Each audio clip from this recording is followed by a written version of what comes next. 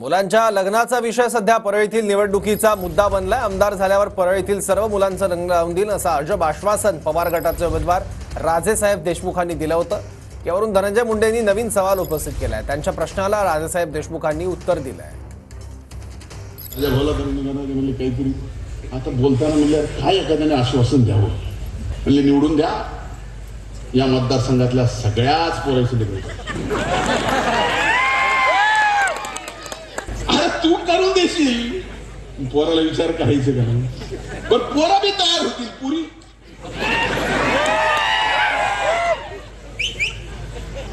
आता ज्या पक्षातून आला तुतारीवर उभा राहा, त्या पक्षाच्या नेत्याचं आणखी लग्न झालं। कोणाला मी नोकरी लावण्यासाठी प्रामाणिक प्रयत्न करतो। मी नवीन वेगळे उद्योगधंदे निर्माण करायचा प्रयत्न करतो, वेगळे उद्योगधंदे आणतो, त्यांना वेगळ्या व्यापाराला लावतो। आणि मग मुलीचा वडील काय म्हणतो, पोरगा व्यापारी आहे, कामधंद्याला लागलाय, मुलगी देऊन टाकू।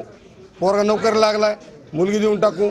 मुलगा चांगला निर्व्यसनी आहे, चांगलाही आहे, त्याला मुलगी देऊन टाकू। आणि मग मी आमदार झाले, ह्या सगळ्या घटना घडल्यानंतर मुलाचे लग्न होणारच आहेत। मग